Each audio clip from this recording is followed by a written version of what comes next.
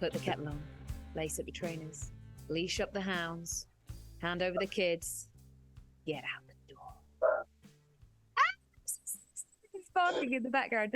Gary and Eddie are here with an hour of twittering to keep you company, ease those aches and pains, reassure you that setting the bar low is always the way to overachieve.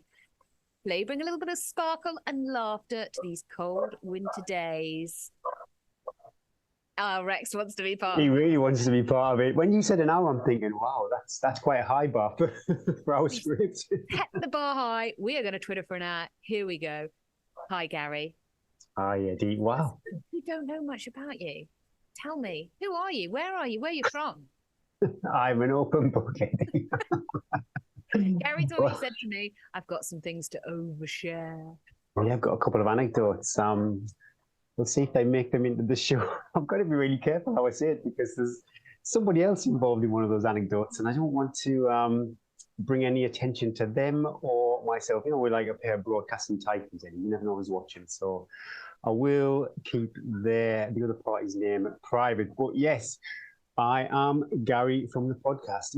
I still think we should get some, especially now we're like going it alone. We should get some t-shirts. But yeah, I'm from and I live in the north of England. I flirted with other parts of the world. I spent about a year backpacking, and 6 months of that was in Australia, a few months in the States, and I loved it all, Eddie. I really, really did love every part of it. I could quite easily go to Finland, but yeah, I came back to the UK. Lived in Gloucestershire. Funny, I lived in Gloucestershire quite a while. I lived in London for years and years and years, but as soon as we had our first child, Esme, I just had the beating of the drums to come back home. I can't really put a finger on what it was. I love the north, but yeah, I just felt a real strong pull to come back to the northeast. Always been an active person. Could be cycling, football, squash, that kind of thing. But I'd seen about 2011, 2012, I started taking my running seriously, predominantly road running, marathons, half marathons.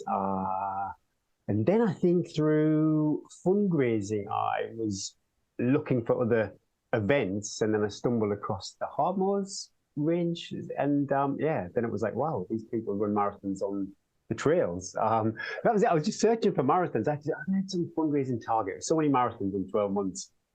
And it was quite hard to find without traveling all over the place, hard to find lots of marathons. And then there was this Hardmoors racing, like half a dozen marathons, all just down the road for me. So yeah, I love the trails. I love days out in the fells with friends and family. They're just the best.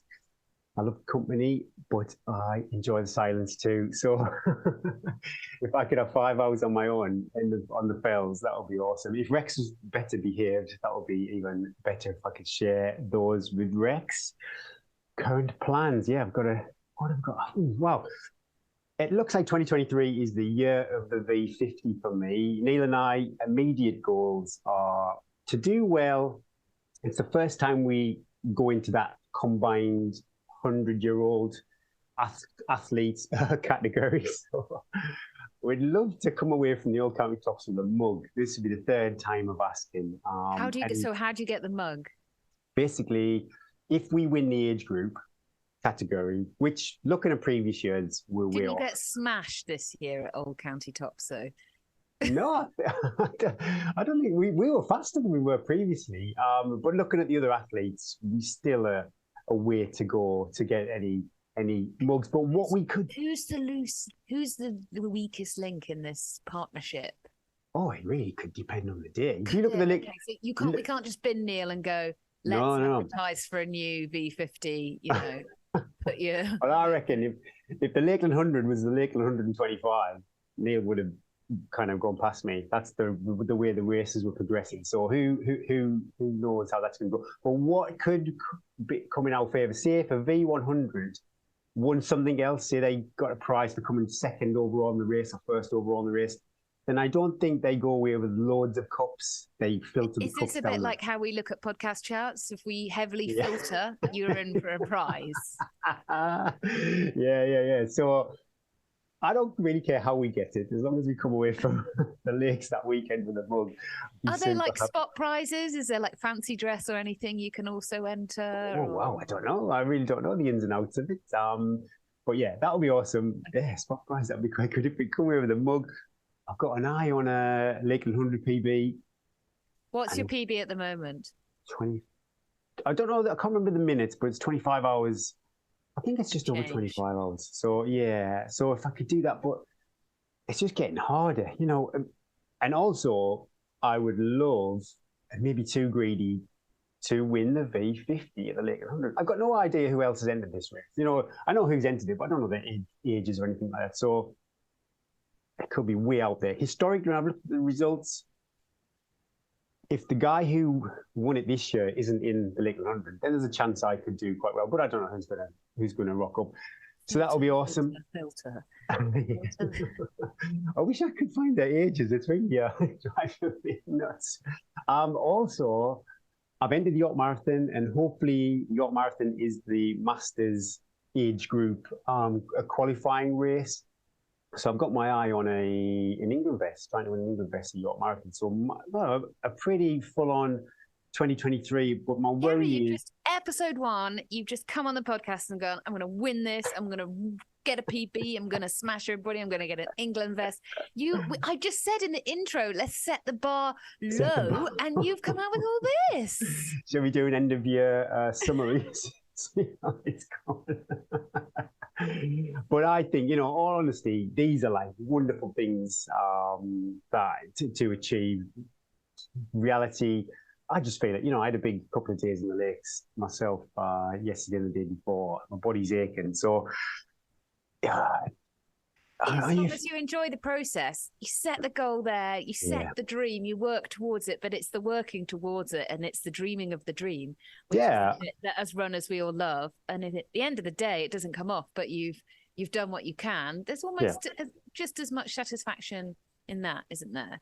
Oh, 100%. Yeah, like you see, you just got to enjoy it. And if I could do one of these, if I could just do my best as you can on the day. Let's just go for the mug. I'd be happy with the mug, to be in all honesty. That would make my year. If I could pick one. Which one? Got to be the England vest, hasn't it, really?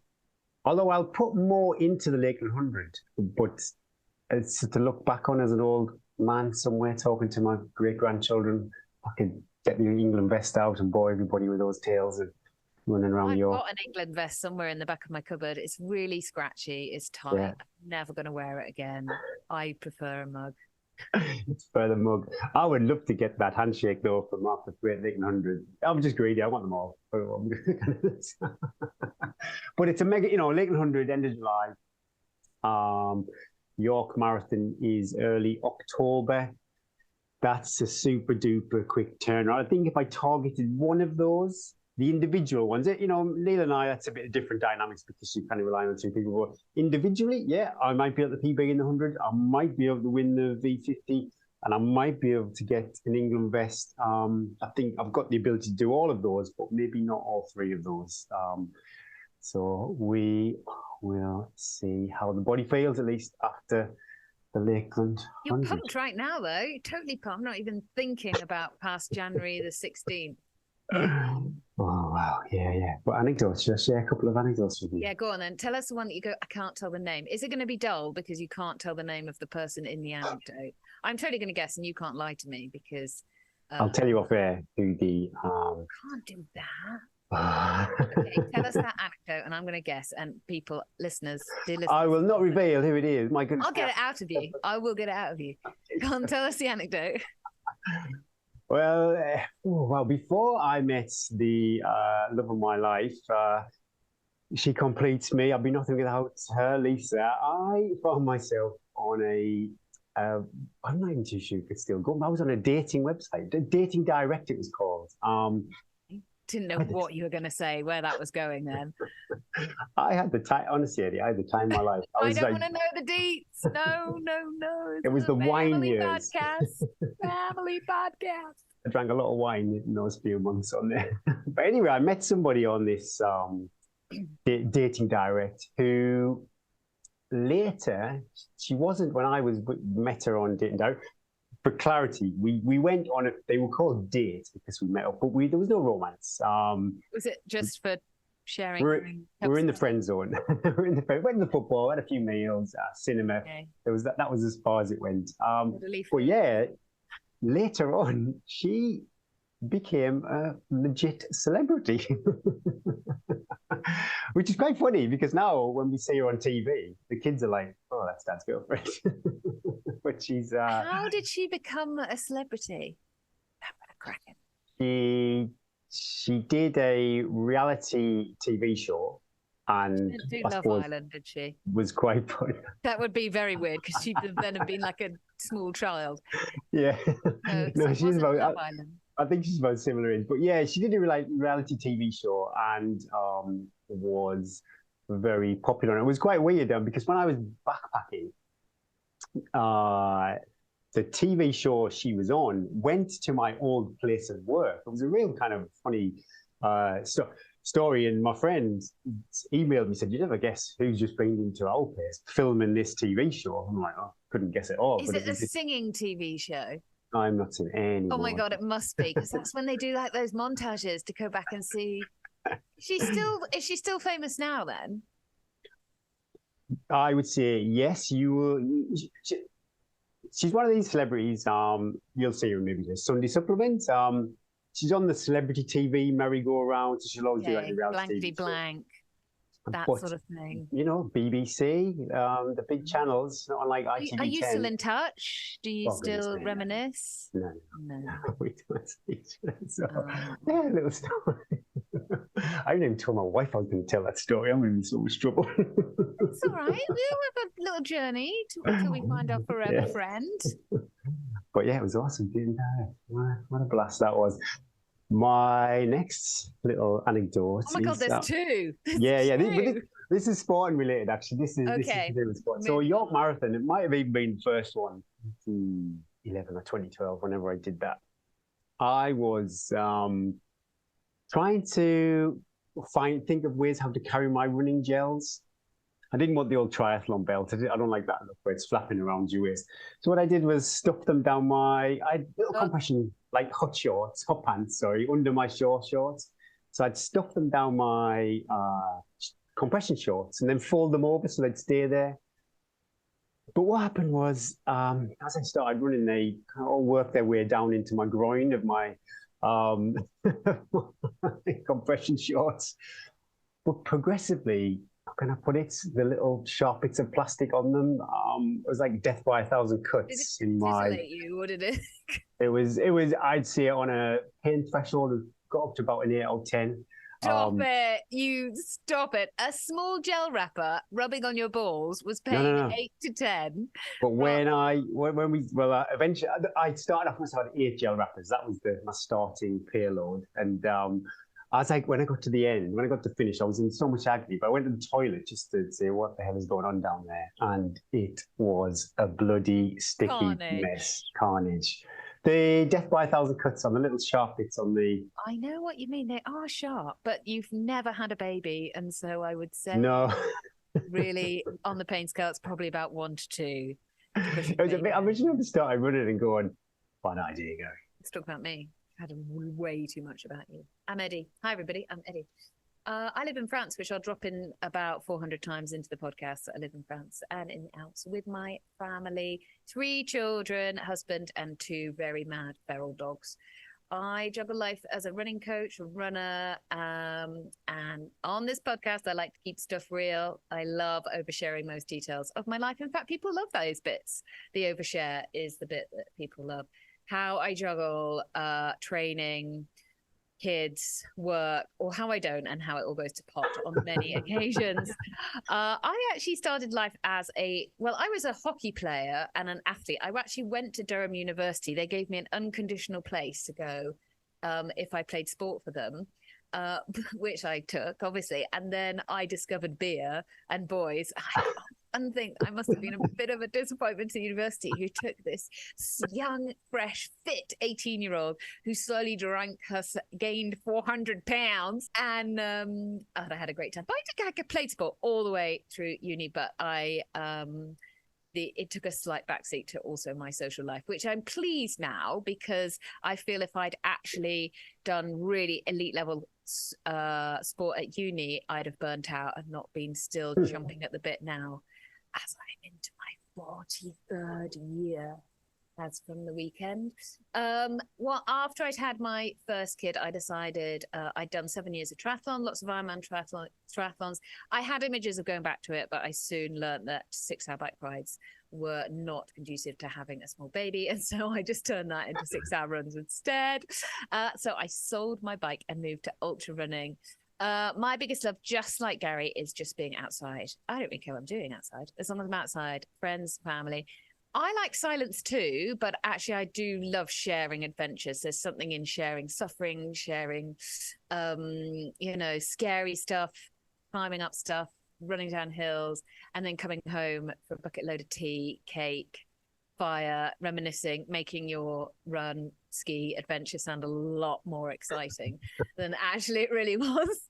I am currently training for the Montane Spine Race, which is, I've just booked my flight this morning, 38 days today. Holy schmoly, 38 days.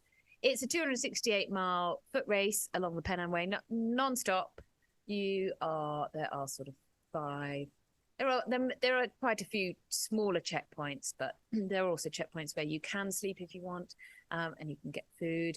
It will be the longest I've ever run in one go, and also the longest I've ever been away from my family, which is almost the biggest heart tear. Oh, wow, yeah. Run. But it's a good. I was thinking about it this morning. It's a good motivator as well, because obviously the quicker I get done, the quicker I can get on the flight and come back to. Mummy, the lead time's just. Oh, you've got different endurance event. Different endurance event parenting. So for that, I'm both excited and terrified in equal measure, and we will share the last bits of that journey with you, and also the journey we will share with you and the race. You will get exclusive access to the terrible suffering I'm going to go through, but also I expect the amazing adventure, which I have to keep reminding myself that it's not just going to be horrendous. There are going to be some really amazing parts to it as well. I've loved the journey so far, Eddie. You've done some amazing stories. It's been great. Great. I've got some great anecdotes. I haven't got any great anecdotes. As I haven't got any as good as your Love Island dating, whoever she is. I'll find out and I'll put it on Instagram. But I have been on Songs of Praise twice. Oh wow, that is brilliant. And I think my dad might still have them somewhere on a video. When I was at school, Songs of Praise came to our local abbey and we sang, and it takes forever to record. Yeah. You sing like the same 4 lines again and again.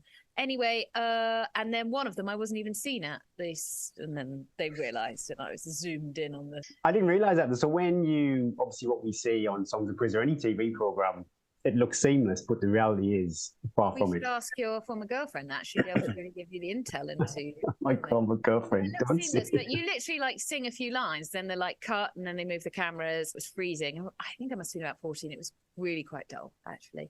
But now I look back on it and think. Yeah. So, Gary, what have you been up to? Strava's gone quiet. Yeah, you know what? It ghosted me a few times on WhatsApp. Just work. You've actually had to do work. I know. Yeah. For you. Work. It's been absolutely balmy. It just feels like I've been working.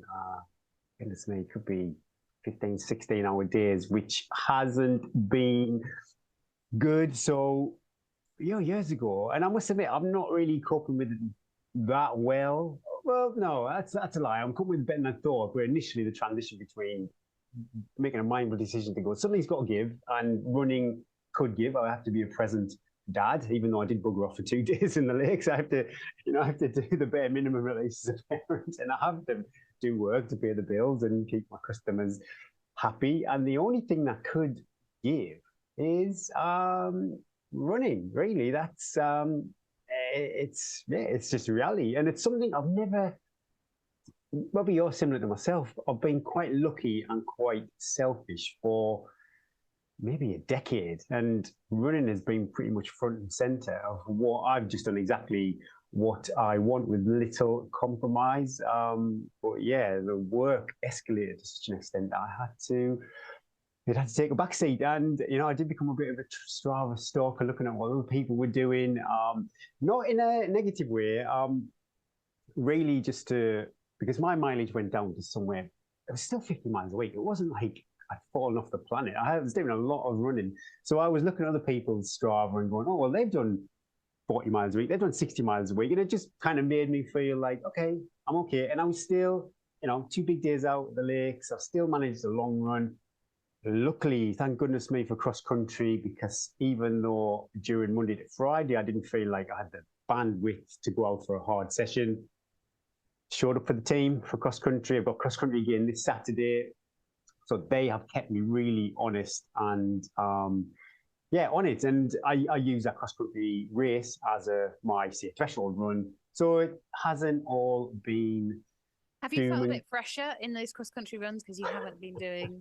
Or Well, it just felt that good? This is funny. It did cross my mind. I PB'd at Akeley Head by about 4 minutes, which is enormous on a 10K race.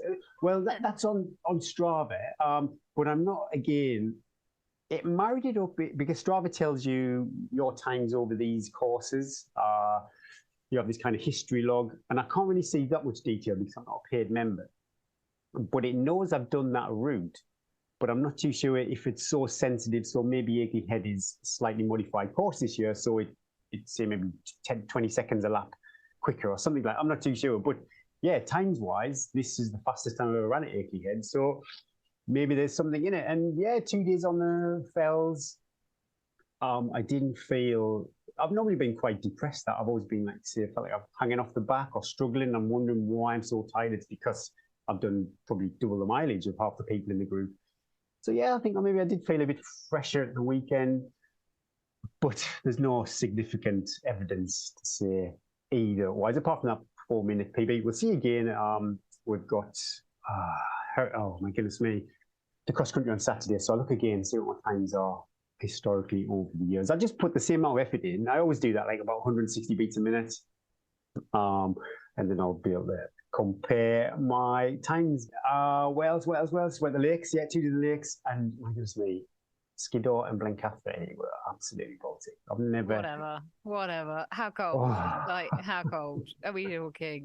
Well, with the forecast, first time I wore tights in a long time, and the wind and the ice was so cold up at Skiddaw. There was these weird kind of rectangular bits of icicles that were on the floor. And we were all like, what the hell is this ice structure? Couldn't understand it, but what it was the square metal kind of boundary fence, and where the rain and everything had frozen and the wind had hit it so hard, it formed these square icicles. And it was just this wild scene. But I think the wind chill was maybe about -10, -15. So it was pretty cold. Pretty fresh. Was it pretty icy underfoot? Did you have a few whoop-hoo-hoo? Yeah, well, it was everything. It was like really hard ice at the top. And then as soon as you got down a bit, maybe another, say, 50 meters off the summit, it got kind of wet and sloppy. Fun and games, people falling over, tripping over, going in bogs and stuff like that. Those moments would happen on your own. You've got no one to... Yeah, you just get angry. Yeah. You just get angry and sad on your own. What else have I done? I've joined a gym. Yeah, I think I mentioned to you I was going to do this. Have you been to the gym yet? No, I haven't. Well, I was... I was checking whether I could make a comment that I thought you looked more buff, but you haven't actually done anything. No. I was suckered in by a really hot lady, Russian lady. Celebrity. It was a Black Friday deal. Got me. I was looking at it, and it was, it works at like £11 a month, so it was like really super cheap. And they've given me some Dr. Dre Beats headphones as well. So I was like, well, I'm in. So maybe we've got a Q&A coming up, haven't we, with Trish and Russell and yourself. You might get a celebrity podcaster guest submission question. What should I do in the gym? Yeah. Oh, right. Okay, right. From the start. First, you Gareth from East Durham. Get your membership card. Yeah, actually go to the gym. I'm really excited. You're going to need that gym between the mug-winning, Lakeland 100, record-breaking, England vest-wearing. Yeah. Well, Coopcast, do you need the gym? As the list. I mean... It was his guest, I think, did some research on this. And... Whatever you say, I'm coming to this conclusion. Like, whatever you say, there will be the exact polar opposite, and there'll be anecdotes, and there'll be somebody that has proof that actually, no, you know, if you do exactly opposite that, you will have the same result or opposite result. Well, yeah. There is no right, wrong answer to anything. They say that with politics, don't they? If you look at the world and all the different countries, whichever side of the fence they fall on politically, their fortunes have been relatively similar. Do what works for you. Do what makes you happy. Do what makes you feel good. Do what keeps you injury free. Being able to run out straight. If you hate doing strength work and you're never going to do it, and you're not motivated, then think of something else. Do some cross training. Do something different. Work the muscles in a different way. If you what did the guy say? And it empowers you, do it. That's beauty of. That's how you make. And I'm a true believer in that. That if you mentally enjoy something, your body is going to go, I love this. Yeah, that's a good point. His guest said basically, some people don't need to do strength training; they're strong enough. Some people do. There's definitely some people. I'm freakishly strong. I can just pump out pull-ups and press-ups because of my background of lifting pints at uni. No, that's a joke. I'm strong. I still need to do my strength work, but maybe it's a little bit of a different type. Some people would find that really hard, but are going to be stronger on. I really struggled with speed. Running speed, I have to work so hard to get fast. Everybody's different, so that's why as well generic running plans and strength plans are sometimes a bit useless. What about you though, Eddie? Oh my god, what about me? Let's get to the good stuff. So training has been going really, really well. I've done some mega days. Me and my pack I've called Roger. He was Jean-Francois. But Bryn, my husband, wasn't happy that I was spending so much time with Jean-Francois, and there was perhaps a relationship forming that was coming in between me and my husband. So he became Roger. And Roger. Any inspiration behind Roger? No, just Roger. And he and I have bonded. We are now happily entwined. I don't notice when he's on my back. This is like a marriage. I've built up my miles with Roger. I've got up to last week I went over and recce'd the second half of the spine, but before that I did a couple of big weeks with some big back-to-back days, 30 miles one day, and then I do 25 miles the next day, and I did that twice. Felt really good. The first time I did it, actually, I think the next day I felt pretty wiped out. But a lot of that is it's really hard to get the calories in because you're out, especially when you're like me and I dropped the kids at school. I would go out and I would literally bound around the mountains until I had to pick them up. And you've missed, I've probably missed like 4 meals I would have eaten normally if I was at home then. Then I'm busy with the kids doing their activities. By the time I get home, like actually sit down and properly replenish, it's like 8:30 and I'm going again in the morning. So the first time I did that, I didn't get it quite right. Second time I was a bit better with the fueling. And I felt much better. And I could run again then on the Wednesday. Okay. I could run again the day after, and I just felt great because I didn't have the Roger on my back. Are you doing any quality sessions though, as well as those like epic days? While that volume has gone up, I think I did one. I did do some hill strides this morning, and I thought, God, that's the first time I've got out of breath for like 3 weeks. I dropped the quality sessions when I was doing that high volume because you're not going to get it. You're tired. You do the massive 2 days and then you spend the rest of the week recovering. You cannot, especially with my life. It's so busy when I'm not running. I can't just lie on the sofa and recover. If I did, then I could be better in a couple of days. But it takes me that extra couple of days to recover because I don't have much off time. So I took out the quality running for a couple of weeks. Again, once I'd done it twice, then I did put a quality run in on the weekend because I felt better by then. Then I had a recovery week, very important, after those big weeks before I came over to England last week to recce the spine. The recovery week was still massive, even though I just took down the volume of the longer stuff. So just like you, I still did 50 miles and I think it was about 12,000 feet climbing, but it felt so easy. That was an easy week. And then last week I came over and I recce'd the second half of the Pennine Way with my very good friends Jim and Kay, Jason and Kim Cavill and James Elson of Centurion Running. James is also running the spine and he's a good mate of mine. And so we started in Middleton. I flew over to Luton. James picked me up. And we drove up to I put the Airbnb in the wrong place. Oh my God, this is. Oh my goodness.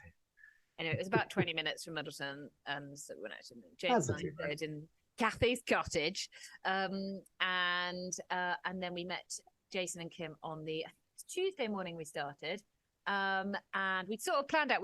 I'd booked the accommodation, and I'd said to them, I said, I'm booking nice accommodation. We're not all staying in one room in bunk beds because this is my holiday as well. And also I wanted to make sure we had breakfast because I thought otherwise we're going to be out all day and we're going to have to go and find breakfast or keep like carrying.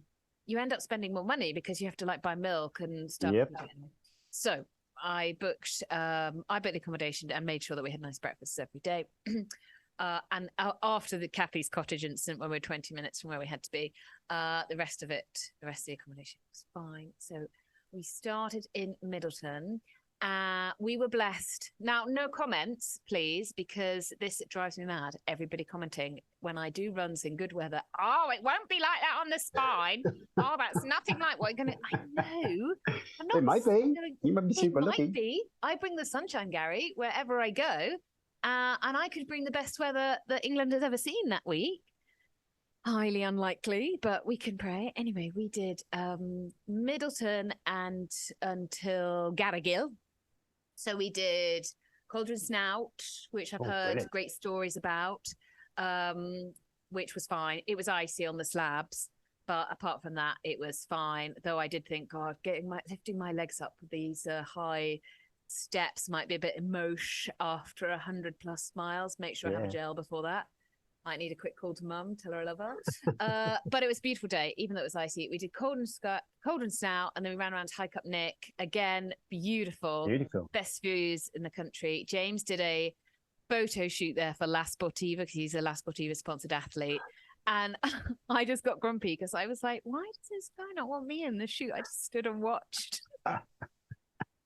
I was like, any minute, take ages though. Like any minute he's going to say, Eddie, look, can you just put these trainers on because you never even know. He didn't even speak to me.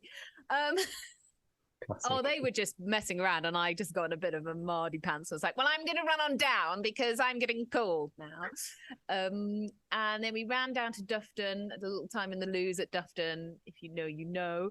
And then we went on round, and we had about like an hour and a half of daylight left. So we ran that first bit with Kim, and then we met Jason. He'd run up the other way, and then we had about an hour and a half of daylight. We're like, can we get up High Cross Fell before dark? And we managed it. Probably my favorite bit of the course, that bit. I'm not really familiar with that, actually. No, but it's the biggest climb, basically. So it's climbing. Loved it. Poles came out. Yes, this is me in my element. And we managed to just get across the top. It was beautiful evening. So good to see it in the light and not in the clag, because I'm sure I'll be in the clag. But seeing the line, sort of knowing where James was really good. James has done that route with loads. So we sort of stood at each point, and he was like, if it's really bad, basically, you put your back to this point. Head off. That's interesting. Yeah, head off down bit. So that was really good. We put our head torches on at the top. I went to check my phone and check the nav, and James just disappeared off the top. And it just was completely distracted. I was like, okay, right, you've gone. And this is excellent. Found my way off, found him down the path. And then we jogged on down past Greg's hut, which you'll hear a lot about. Went in, Greg wasn't there. Super icy down to there, and then nice running around. So that was a big day. It was 10 hours, 36 miles, I think it was. Just before we got into Garrigill, we were chatting away about nothing, basically. Kim and Jason were hiding in a ditch and suddenly jumped out at us. And I totally wet my pants. I was like, thought my heart. I hope they filmed it. They had come up. They'd been hiding in there for like 20 minutes waiting for us. They thought they were hilarious. Anyway, that was a big day, but that was really good practice. Good practice of the navigation of the kit, doing that bit of the course. Any highlights for your kit? I'll tell you about the course, and I'll tell you about the kit bits as well. Yeah. Next day, we did from Alston to Mincemeat Moor, we called it. Basically, the really boggy bits and the really tricky nav bits, which Jason gave me a map, and he was like, if you can do this with a map, You'll be fine. I soon put the map away and was like, I've got my watch. Got your watch. But we did keep checking the map. Beautiful start to the day, and then the weather sort of closed in and the bog came. And that was much more realistic. Jason came with us that day, which was nice. That was probably our slowest day, which is probably is a good reflection on the race, because every single field you have to check the line. You're not just going straight, the style or the gate if you can't see, you have to actually be on the right line, lots of ups and downs. The biggest thing I found hard, actually, was the lack of water. I'm a drinker. I love, I really drink a lot. And I found 4 hours with just a litre of water. By the end of each leg, I was there wasn't many streams to cross and fill up with things. Yeah, but the water is bog water. There was a stream, there is a river on that point where you could refill, but a lot of it's not like the alpine sort of flowing streams, it's bog. But the next day, then we did, James and I went it alone. Oh yeah, we finished on Hadrian's Wall. And then restarted on Hadrian's Wall. Oh my sweet Lord. The thing I learned about the Pennine Way was like, we started on Hadrian's Wall, and it's like, you must have been to Hadrian's Wall. Oh yeah. Yeah, and it's like steps up, steps down, steps up, steps down. I was like, oh my God. We did like 4 lots of that, and I was like, oh my God, after 150 miles is going to be awful. I'm a bit tired now. Yeah. But then you're done. Like everything on the Pennine Way, every time we got to a bit that was like really boggy, or the slabs were really icy, or it was a really sharp climb. There's not a ton of descending. Most of the descending is can't think of one bit of technical descending. Anyway, everything was short-lived. So it would be like, oh my God, this is a rubbish bit.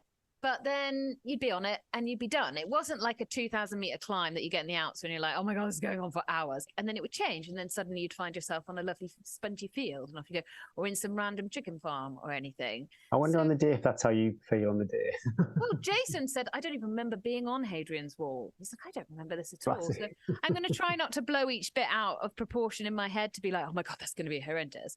Because if you've ever done like really long races, then you know that often the bits you really dread are done within a minute, and it's like the bits that you thought were going to be great, like the forest track road, which then goes on forever and ever. So we did, there's a couple of diversions. We did a bit of forest track road. We managed a 5-minute 45-kilometer. I think that was our fastest kilometer of the whole time.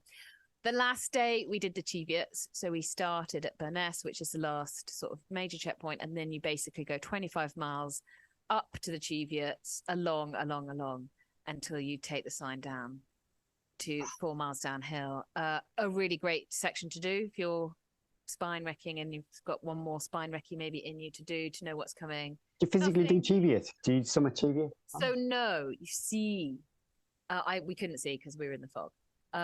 You sort of skirt around everything, but there's about 5,000 feet of climbing, I think, in the whole thing. I think a lot of that is at the start. You climb about 1,500 to get up there, and then you seem to stay on the top. It's very boggy.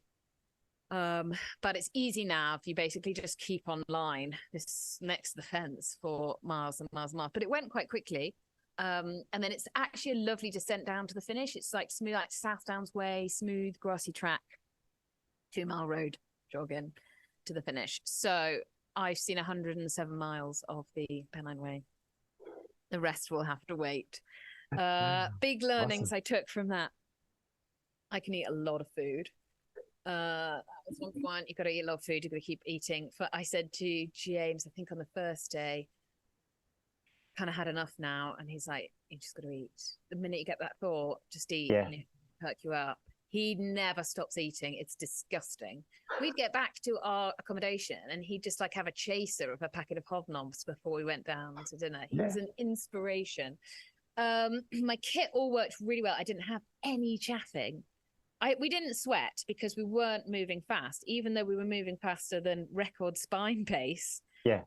It's funny, isn't it? I know, it's ridiculous, isn't it? We were, 4 miles an hour was a good pace, because even though you're sometimes running faster than that, there's so much stopping and starting in gates and styles and navigation and walking and running, so the general pace is, we decided to stay in our same kit for the 4 days to sort of test what. Love it.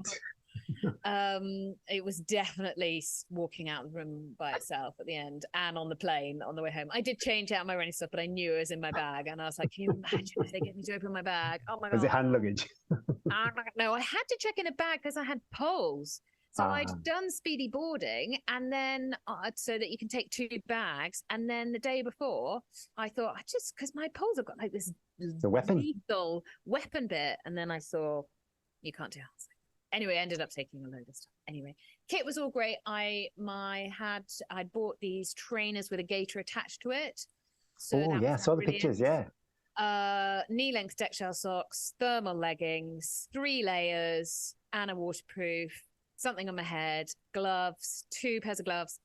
My feet did get cold, so I've got some liners, which I'm going to try liner and the deck shell sock as well. But I had no blisters, nothing, no hot spots, no chapping. Brilliant. Pack, Roger was well behaved. Did you have your was it your yoga mat? No, I took that out. I tried my yoga mat, but it made the backpack too high, and then I couldn't reach my water bottles. They were too high. So I took that out, but the poles worked well. There's a couple of little bits I'm going to add to my kit, and I still going to practice. But generally, I'm going with super simple. I'm actually wearing the same stuff. So I've got the three base layers of the same, these thicker mid-layer, you'd call it, wouldn't you? Yeah. And then a jacket, and then I've got, for the last leg, I've got my ski gloves, a massive puffer, hat, because the biggest thing for me is not to fall over. The biggest learning probably came on the last day when I fell headfirst into a bog. I thought the slab was there. You'll know this if you've been on the Pennine Way. Put my foot down and it wasn't there. My knee went like into the slab and I sort of went sliding across it. Everything got totally wet. And then everyone had run on. So I just got up, shook it off, carried on running. And then we were climbing up. So I probably kept a bit warm. And then we got to the top and I was absolutely freezing. Oh, no, and I got that slight like, okay. So I was like, oh, what am I doing? I've got to the top. I'm in the most exposed place. And now I'm going to go in my bag to try and get my gloves out. And I can't get my hands in my gloves because they're wet. Oh my God, Eddie. It's quite stressful, yeah. So I was like, right, if you fall in a bog, you've got to get to the nearest bit where you can get a bit of shelter and change gloves, get a hat on just to get yourself warm again, have a quick snack to sort of, because it does shake you up a bit. Yeah. And then I fell in a bog again. This time I kept my hands above the bog. And I had my lovely thermal leggings, which are expensive, and I ripped them on the slab. Oh, and I had a massive bruise. So I kept my hands up to keep them dry, but my knee took the total impact of the slab. I know what it's like. I think that is total self-ego because I was running behind the boys and I was like not concentrating on where I was putting my feet. I was concentrating on being right behind them. And then we finished, and then probably why I got so tired, we finished, we got straight in the car. These people had only just met, some of them. I took all my clothes off and we gave a good wet wipe. Oh, la da da. And then we traveled, we drove home, drove down to James's house, and he very kindly put me up for a few hours because I was like, I'll just go and sleep at the airport because my flight was at 7 a.m. He was like, no, I cannot sleep at Luton Airport on a Friday night. I was like, little kid. So we got back to his about 1, then we got up at 4 to go to the airport. So tired, and I can't, like, I doze on planes, but it's not like the same, is it, as like proper. And then I got on the plane, I was like, I'm gonna have a cup of tea on the plane. She gave me the tea. The woman next to me had fallen straight asleep, damn her. I went to open the milk and it sprayed out, and it sprayed all over her. I love it. I didn't know what to do. She was fast asleep, so I just thought, just leave it. I just left it. She'll wake up all sticky. She'll never know. She'll be like, what's that smell? Anyway, got home. We had a full-on weekend. So tired. And I came back and people speaking French. I was like, I cannot speak another language. It's so hard for me to have conversation. I could have lost. Anyway, I'm feeling better today. A few early nights, loads of food. And I'm now contemplating getting back into a little bit of running. And basically, I've got kind of 2 weeks left. Yeah. Training left, like literally 2 or 3 more big sessions, and just head torch management, kit management, and then a 2 week, so really I've got like 15 days of It's any crazy. training. It's wild how fast it's come around. I couldn't do much more. I was on the route. I felt good every day. I didn't have any muscle soreness. Yeah. I was able to jog along quite happily, feed myself. So I think that's a good sign that I was able to do 4 big days with really no physical. But the last day, like the middle of the last day, I had a bit of a low. But again, I think I just needed to eat more food. And the bulk. What were you doing then? How much food do you think you were eating? I definitely didn't eat enough, because when I came back, Bryn was like, "Oh my gosh, I can see your ribs." Oh, wow, okay. But then you're burning like what, 6,000 calories a day, Possibly. maybe. Yeah. I think so. You're missing meals. So, oh my God, I ate such rubbish. Basically, we went in the co-ops and go to the bakery bit. Eccles cake, ice buns, Yes. Lion bars, Oh, obviously, nice. Twixes, fruit loaf. Custard tart. Oh no, that would have been a bit tricky too. Anything I could wrap in my little beeswax paper that was on Okay. pies. We ate a lot of Galaxy chocolate. Oh yeah, no messing about. I had Tailwind in my bottles, and I had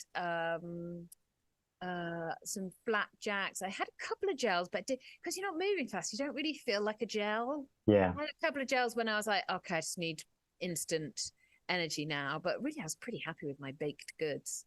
And 2 of the days we actually stopped in cafes when we'd done about 4 hours and we had 2 hours to go, which is lovely because you've like done the main bit. And I didn't really want to stop. And James was like, no, you've got to stop. You're going to come in. You're going to get warm. You're going to eat a load of food, chuck it down even though you want checkpoint. Yeah, exactly. And then we're going to go out. You're not going to want to go out again. And then you're going to go out. You're going to feel horrible. You're going to have a belly full of food and you get moving again.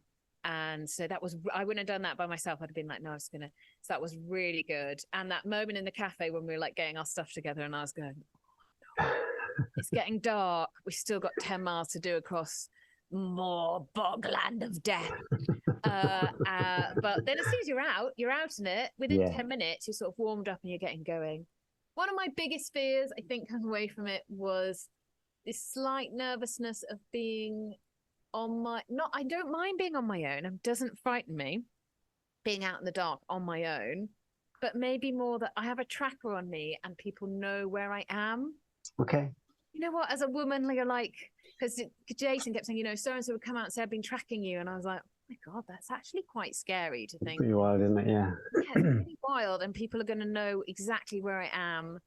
And that if you pull up, I'm going to come with you because I'm really tired. I need to offer me a cup of tea. It's quite fortunate as a guy. I just never think of. I have to think of that. I was thinking like, I'm on this moorland. Oh my God. Anyway, I gotta get over that. I know once a minute as well. And I also have this.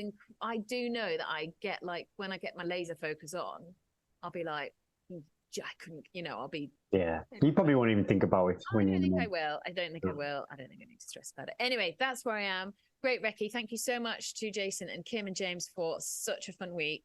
It was a blast, and always what a good thing to do. So many memories, and I know in that second half of the course I will laugh a lot of all the bits that we had some trail hilarities on. I like it. I like to say, because you've had other people there, and like you said, you wouldn't have went in that cafe without James saying go in. So I think that's a good bit of tip. And you were saying about pace. I'm really curious. Have you looked at the spine pace? So historically, does it go out fast and then just later on? Of course it does. It's full of middle-aged men. The first 40 miles, they're going to crack out that lot, aren't they? I think there is something in saying that, especially in the first bit, if there's a runnable bit, you're going to be running probably faster than you are to bank some miles. But of course, everybody goes off too fast. And they get to the 100 miles and they go, there is no way I can carry on. But it's all about staying, isn't it? It's all about the finish. Like all these massive races, all you've got to do is stay in the game and you will do well. So I'm not going to worry about the pace. Oh, another big tip.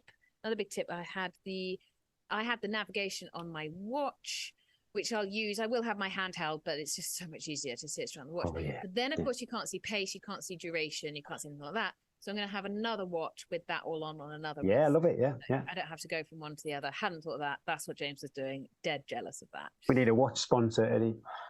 Anyone does. So I'm just going to have a crappy watch on one side and my very expensive Follow the Line, which I then saw every time I closed my eyes. I was like, I'm sorry. Talk about tips. What I did at the weekend for both of what I found when I've been running, I didn't have poles with the weekend, but what I have been mindful about, sometimes when it's been cold, I've had my gloves, my poles, my nutrition has sometimes not been as good as it should be. So what I did on the weekend was basically put about 9 gels in a soft flask. So I didn't have to. So if I was say clambering up some rocks or something, when my half an hour alarm bell went, I could just take 4 swigs of it. I didn't have to do any tearing of gel wrappers. And then sometimes gel wrappers go blown off in the wind. I didn't have any of that. I mean, it was all just like I think about 7 or 8 gels. It was the active route one day, and then just normal high 5 gels. I think Honey Stinger used to do gel in a bottle, so you could just squeeze the gel. But that's quite a good idea, isn't it? Well, this was good because there's a couple of things I tested it for. A, could it be done? And B, was the gel too thick to hang? So, and it was fine. Yeah, it was good. It was good. It worked really well. And I literally, so we were out for 4 or 5 days, 4 or 5 hours, I think, each day. And I had all of the gel. And then I think yesterday I had some Bella Forte, like a Turkish delight. And the day before, I think I had a bit of flapjack. It was froze solid, so I couldn't really eat it. But apart from that, everything else was just gel, and it worked. It was a test, basically to the Helvellyn or all county tops. It's just less admin. That's all I was trying to test. How long now to Tour de Helvellyn? Is it 3 weeks? 2 weeks. I've literally had an 8-week taper with my. So much in your body this year that I think. I've got no worries about getting around. That's not an issue. No worries. You got no worries. And Neil and I have decided to buddy up. Tell us a great story on the podcast. I hope so. Yeah. If you fancy asking us a question, ask us anything. You can ask us about running, dogs, life, parenting hacks, anything. We are not we're not shy. We can't answer it. We'll get some experts. We'll Google it. So send us teantrails@gmail.com any questions, and we will pick a couple which we think we can answer or we can't answer or interesting. First of all, I'm going to do the first ever one from Richard Bulmer. Get in, Gary. Great to have you back and looking forward to more wisdom, scrapes and tales. Love it. So am I. So my question, I'm doing the Winter Spine Challenger. I've done the Summer Spine Full and Challenger 3 times. All right, Richard, no need to show off, but there we are. It's been wet, but not as wet as the winter version. My question is, any advice on foot care and keeping dry? I'm thinking Vaseline on feet, waterproof socks, boots, not trainers, and gaiters. Am I missing anything? We should be asking Richard for advice. Richard, you've come to the right place. So having just been on the course, and it was very wet, but it wasn't as wet as it can be, and it definitely might be wetter. It seems that you're going down the right route. Definitely waterproof socks. You want them knee high if possible, so that the water can't get in. You just have ankle, it tends to go into the ankle.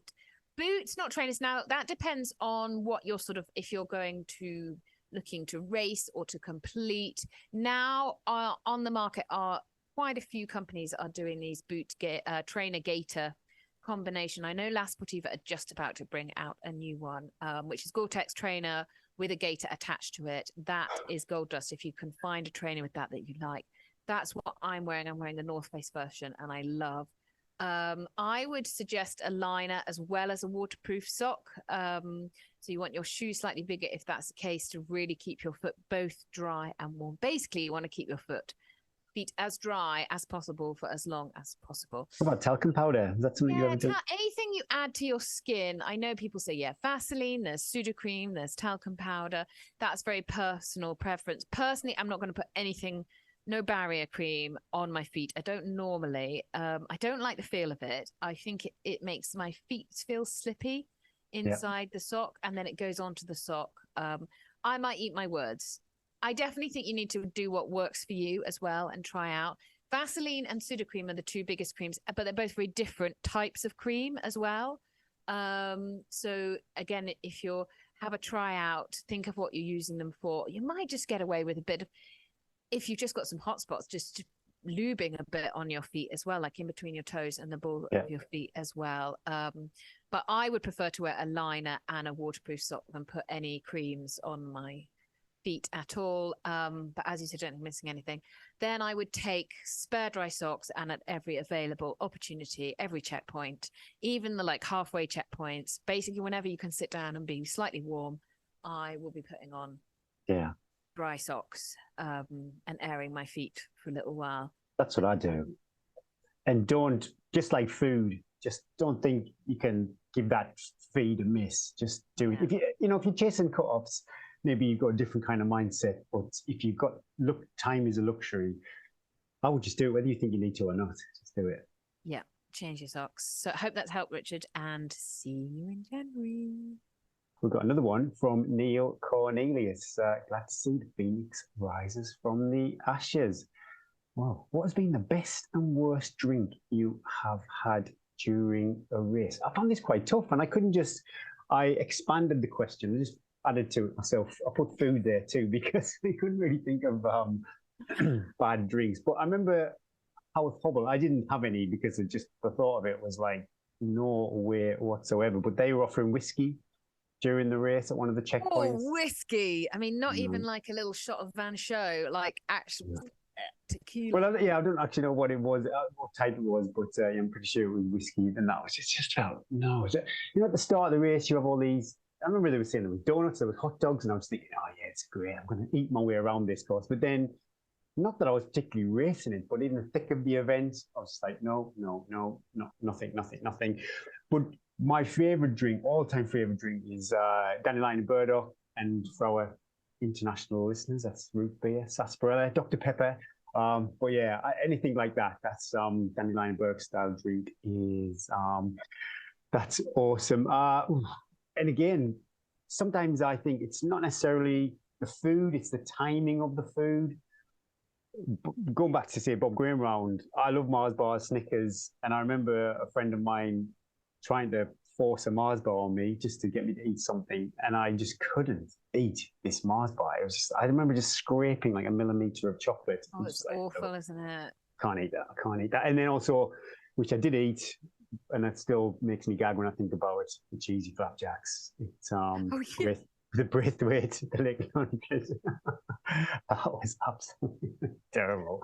Absolutely terrible. But yeah, that's for me. But yeah, sometimes, like I say, I think it's more of the moment when the food, it's not necessarily the food itself is bad. It's sometimes you just don't feel like it. How about yourself? Any horror stories?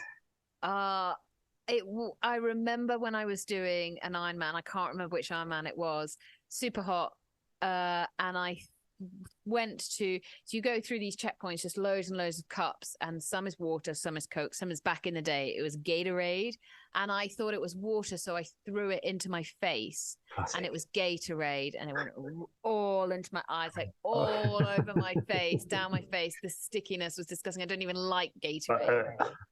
And then I'd missed that opportunity because you're like gagging for liquid, and I just thought that was just, so I just threw it, and then I was like, oh no. Never. My eyes. Sure, I'm still eyeballed, scarred.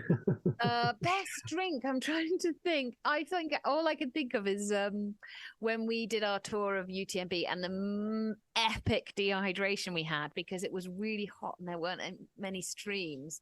And coming down into Valacine and just saying, have you got a tap to these people? And then being like, yeah, there's one in the garden. And us just being like, oh my God, liquid. And just like you said, the timing of having those drinks when you've thought, I'm so parched, I'm going to die. Yeah, we both would just like to say thanks to everyone who's joined us over on our new Facebook group, over on Strava too, and Instagram, and a super big thank you to our Patreon members who supporting us over there. I think we've got nearly 60 members over there now already, so that has been pretty awesome. I get a little notification that'll pop up every time someone joins up, so it's pretty awesome. And hopefully, I think then Patreon thanks the Patreons. I hope so. We're hoping to build that platform. You have to bear with us a little bit as we sort of build. We're approaching people that perhaps might be able to offer our patrons some discounts, make it worthwhile. We hope that the podcast makes it worthwhile as well. If you are a Patreon member, do pop over there because next week we're recording at Ask Coaches. So if you've got any questions about kit, nutrition, training, anything, go and pop up a question over there and we will do our best to answer as many as we can as well. I also need to say a thank you to Jonathan Jameson, because he bought me a cup of tea via Awesome. Kim out on the Pennine Way as a thank you. So He is a star, isn't he, Jonathan? thank you for my tea, and it was much appreciated. Moistened my lips. That's, I suppose, our vision for Patreon is it offers value for everybody. It offers, if we can reach out to some brands that we feel are a good fit for our community and they want to get involved, maybe like Eddie said, some discount codes that then it becomes a bit of a no-brainer. You support us, we get some support by Patreon. Brands get some exposure, and you, our community, save some money, and it really helps everybody. That's the idea. So yeah, if any brands out there listening, reach out if you think they're a good fit for our audience. That would be great. That's my vision for Patreon. It's not just literally about supporting Eddie and I. Hopefully, over time, we can give back too. Oh wow, Eddie, I was a little bit nervous before we jumped on the mics today. Do you think we've filled an hour? Do you think we've lost the touch? Did I talk too much? Is it all too much? No, you're perfect. It's too long. I don't know if you're interested, because you get your Zoom face on, and I'm like, is this dull? Is this a good story? Where I'm going with this? It's funny. I'm checking out your face when I'm talking. Thinking, and I always try and keep my face like alive, so that I'm like a teacher. I feel encouraging you to go, yes, this is a good story. Yes, keep telling you're doing really well. And then when it gets dull, I kind of just start checking my phone. I see you looking down at WhatsApp. That's when I know. It's been going off. When you get those WhatsApp, there's a kids' party WhatsApp group going off, and it's keep attaching. I'm like, bing, bing, bing. Anyway, I've enjoyed it. I was nervous. And yeah, it's good to get back on the horse. And yeah, next week we'll have coaches. I'm really looking forward to it, actually, because you're putting in all your questions. You're like, yeah, I'm just going to have all these from a 100-miler to a marathon PB in about 3 weeks from Gazilla in the south of England. Yep, you'll I'll do my position totally on that. Depends how many questions we get in. If we only get 2, then I'm going to. Well, they'll be flooding in. I think it's going to be great, because there's never a right and, well, sometimes there could be fundamentally a wrong way to coach somebody, but generally speaking, listen to the bits. This is another of my life. Listen to this is what's driving my husband crazy. Listen to the bits you want to listen to, the bits you don't. Just zone out. Well, my Garmin plan is totally different to my Jack Daniels plan, which is totally different to my advanced marathon training plan. 3 different approaches to training, and not necessarily the wrong way to do either any approach to training. So yeah, take what you want from the coaching questions. Anyway, hope you all have a great week. Run well, run wise, refuel with tea, and don't forget to like, share, and subscribe. I'm Gary Thwaites. I'm Eddie Sutton. And that was episode 1 of Tea and Trail.